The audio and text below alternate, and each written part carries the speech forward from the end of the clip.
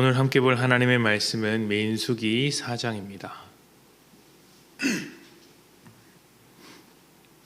민수기 4장 4절 말씀, 우리 한 절만 봉독하겠습니다. 4장 4절입니다. 고핫 자손이 회막안의 지성물에 대하여 할 일은 이러하니라. 아멘. 오늘은 짧게 4절 한 절만 읽었지만 사실 우리 교회가 새벽마다 묵상하고 있는 매일 성경 큐티 본문을 보고 있으면 오늘 묵상할 내용은 4장 1절부터 33절까지의 말씀입니다. 조금 긴 말씀인데 이 33절까지의 말씀이 레위 자손들에게 맡겨진 직무에 대해서 설명하는 말씀이라고 할 수 있습니다. 그 중에서 고핫 자손은 성막에서 사용하는 성물을 맡아서 옮기는 어떤 역할을 맡았고, 게르손 자손은 장막과 휘장을 옮겼고, 무라리 자손은 또 이제 성막을 구성하고 있는 기둥들, 널빤지들, 띠와 같은 것들을 맡아서 옮겼습니다. 이것들을 옮겨야 했을 때는 천을 덮고 그 위에 또 해달의 가죽을 덮고 이렇게 꽁꽁 싸매서 옮겨야 했었고, 특히 성물을 옮길 때는 실수하여 그 성물에 접촉하여 죽음을 당하지 않도록 특별히 더 신경을 쓰도록 했다는 것이 큐티 말씀의 내용이라고 할 수 있습니다. 이들이 하는 일들, 그러니까 레위 자손들이 하는 일들은 하나님께서 임재하신 장소를 옮기는 일이었고, 거룩한 물건들을 가까이서 다루는 일이었습니다. 그러다 보니 때로는 뭔가 하나님께 더 특별하게 봉사하는 것으로 생각할 수 있는데 그렇지 않다는 것을 기억해야 합니다. 지금 하나님께서 주신 성막, 성물들의 목적을 생각할 때 더욱 그렇습니다. 이것들은 하나님의 백성들이 죄를 지었을 때 그 죄를 깨끗하기 위하여, 백성들을 위하여 이제 목적을 가지고 있지 하나님의 백성이 되기 위하여 주어진 것은 아닙니다. 그러니까 하나님의 백성들에게 하나님께서 주신 것이지 하나님과 상관없는 백성들이 하나님께 돌아오도록 주신 것이 아니라는 것입니다. 이미 하나님의 백성이기 때문에 뭔가 따로 무엇인가 백성이 되기 위하여 할 일은 없죠.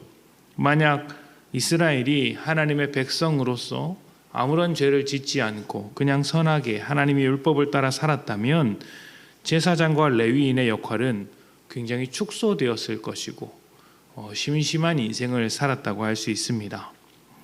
성막과 성물은 하나님을 위하여가 아니라 이스라엘을 위하여 필요한 것이었습니다. 자, 그렇다면 레위인과 제사장들은 누구를 위한 봉사자이겠습니까?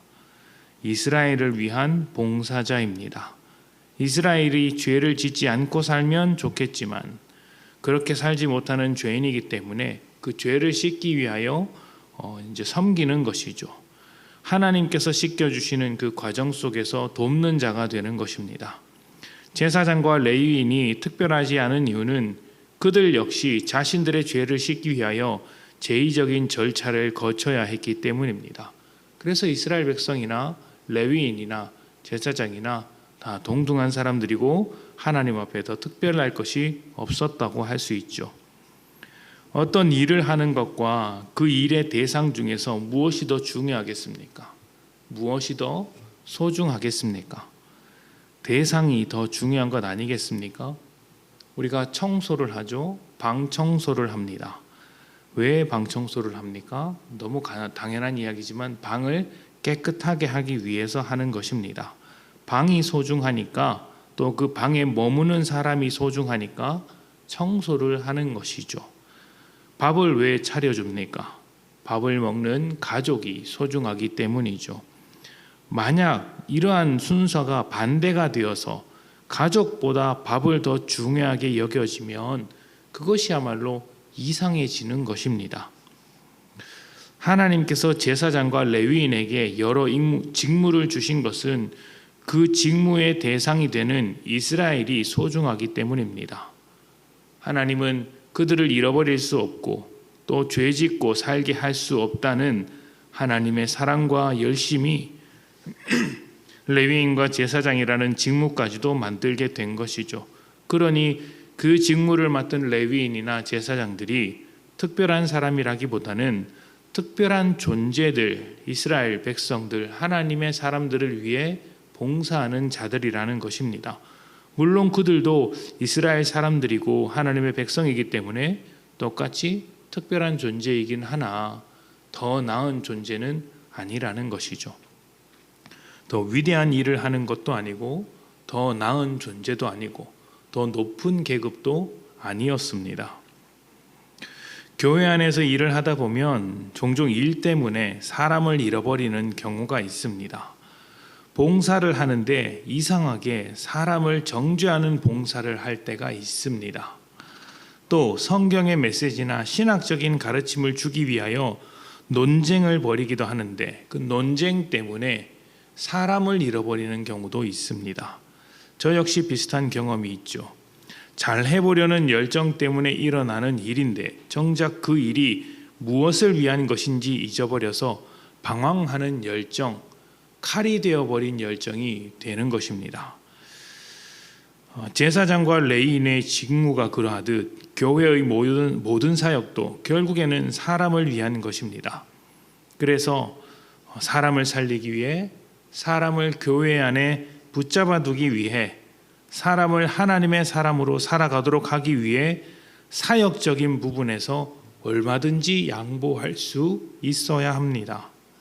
때로는 교회 안에서 하고자 했던 일이 망치는 결과를 얻기도 하겠죠. 금전적인 손해를 볼 수도 있습니다. 그러나 좀 손해 보더라도 교회의 목적인 영혼을 살리는 것이라면 오히려 잘한 것입니다. 진짜 중요한 것을 지켰기 때문이죠. 우리 믿음이 일을 향한 것이 아니라 사람을 향한 것이었으면 좋겠습니다. 일은 사람을 위해 하는 것이지 일 자체가 목적이 될 수는 없습니다. 세상에서의 성공은 일이 잘 풀리는 것일지 모르나 교회의 성공은 일에 있지 않고 사람에게 있으며 서로 사랑하는 것, 서로 하나님의 은혜를 고백하는 것, 서로 하나님의 사랑으로, 하나님의 은혜로, 하나님의 그 놀라운 십자가 속에서 살아가는 것에 있습니다. 우리가 하는 모든 일의 목적이 하나님과 사람에게 있음을 잊지 말아야 할 것입니다.